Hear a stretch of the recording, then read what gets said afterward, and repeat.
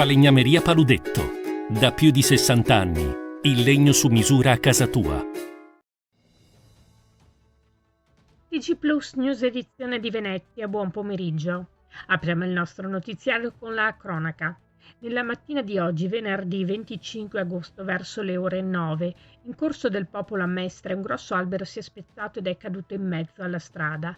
Non ha, per fortuna, colpito le automobili che stavano transitando in quel momento, ma si è abbattuto rovinandole su alcune vetture che erano parcheggiate nei pressi. La circolazione dei mezzi è stata bloccata. Sul posto i vigili del fuoco. Ancora cronaca. Le premesse corredate di fotografie facevano intravedere una vacanza da sogno, almeno per quanto riguardava la struttura ricettiva.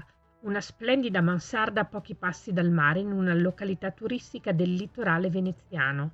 Alla fin fine, però, la giovane coppia con figlio piccolo che ha prenotato la stanza sborsando 600 euro per una settimana, dopo la prima notte infernale è scappata da quell'alloggio molto simile a una stamberga. Ora la coppia ha deciso di rivolgersi all'Adico per ottenere la restituzione di quanto pagato nell'ambito di una disavventura che, in realtà, sembra caratterizzare quest'estate 2023, ricca di prenotazioni ma, evidentemente, anche di persone senza scrupoli che offrono strutture ricettive da incubo presentandole in modo totalmente ingannevole. Cambiamo argomento.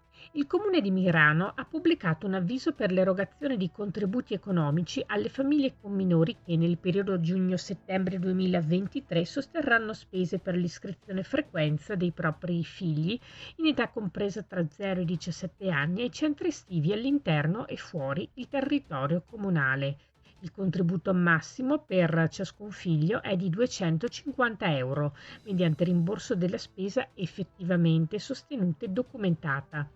Possono richiedere il contributo le famiglie il cui minore sia residente nel comune di Mirano e che abbiano un ISEE 2023 fino a 20.000 euro. Per ciascun minore potrà essere presentata una sola domanda di contributo. Il richiedente dovrà presentare la domanda entro il 15 settembre 2023, usando il modello scaricabile dal sito del comune.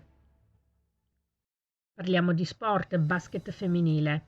L'Umana Reyer Venezia comunica che Mariella Santucci, durante una gara del Women's Series, circuito itinerante funzionale anche alla ranking preolimpico, con la nazionale italiana 3x3 a Baku, ha subito un infortunio al ginocchio sinistro. Immediatamente rientrata a Venezia, la giocatrice è stata sottoposta agli esami strumentali che hanno evidenziato una lesione del legamento crociato anteriore. L'atleta sarà a breve valutata dagli specialisti di riferimento della società per programmare l'intervento e il programma riabilitativo. Questa era la nostra ultima notizia. Grazie per averci seguiti. Arrivederci.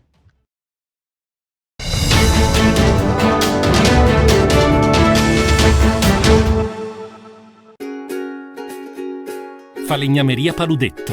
Da più di 60 anni. Il legno su misura a casa tua.